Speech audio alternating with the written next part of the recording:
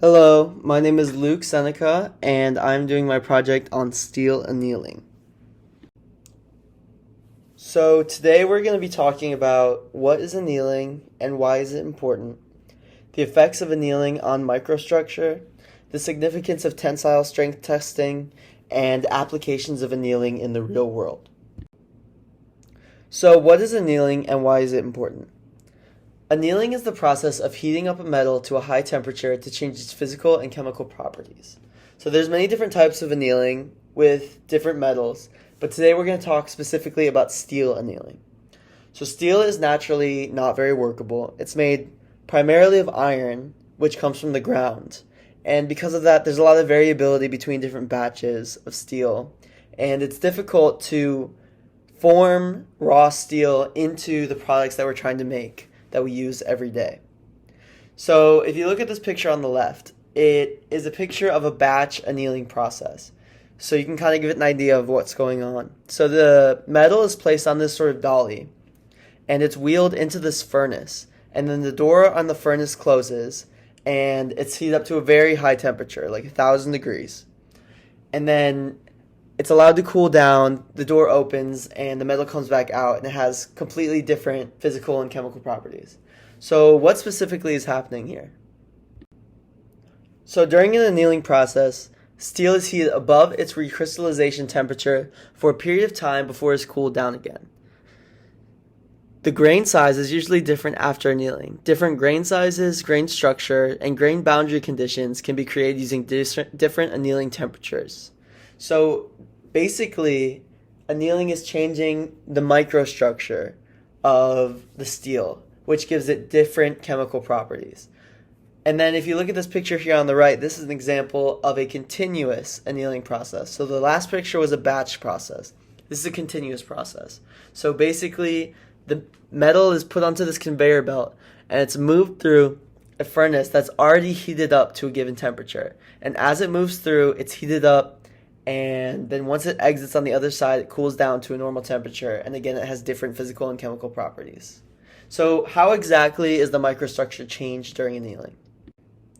Well, there are many different types of annealing, and they can have different effects on the metal, but specifically for steel annealing, one of the most common functions of annealing is to increase the cohesiveness of the grain size. So this will reduce the brittleness of the steel and allow it to be formed into different shapes. So naturally, steel has very variable grain sizes. If you look at the picture on the left, you can see that all the different grains are different sizes, and after annealing, they're more cohesive. Here is a 3D model that I created in Tinkercad to give us a better understanding of what the steel looks like. So this is the microstructure of a steel if you looked at it under a microscope. And this would be a pre-annealed steel. So you can see all the grains are different shapes, different sizes, and completely random. And this makes it very difficult to work with the steel. So here is what it would look like after you would anneal it.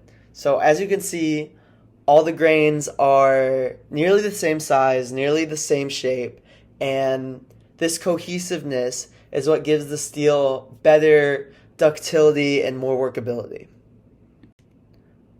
One of the best ways to measure the workability and ductility and hardness of a metal is through tensile strength testing. So tensile strength is used to measure the amount of stress that can be applied to a metal before it breaks. This is useful for determining how grain size in a given alloy is related to strength. So there are many different variations of steel that have many different properties. And to learn about these properties, tensile strength is employed to see how workable the steel is, how hard it is, how soft it is, and it has all sorts of different applications. So grain size can be manipulated by annealing. So the higher temperature that the annealing takes place at, the bigger the grain size. So this is a really good picture I found that sort of demonstrates how the different temperatures of annealing affects the properties of the steel. So as you can see on the x-axis, we have the annealing temperature, and the higher the temperature, the higher the ductility of the steel, and the lower the tensile strength. So it's basically more workable. And then right here at this point is where we pass the recrystallization temperature. So this is what actually is going to create the new microstructure and allows it to be more workable. And then as you increase the temperature after that, it just increases the grain size, which has different effects.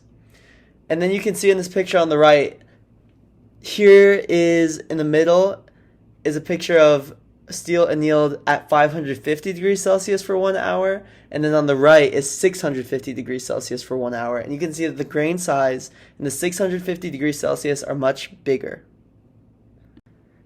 There's lots of different applications of annealing in the real world, but I'm going to talk about one that I know most about. So this is a picture I took last summer in a welding wire factory.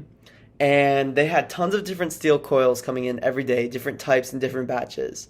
And if you look here on the left, this is a batch of non-annealed steel. And then this one right here is a batch of annealed steel. So as you can see, they look different.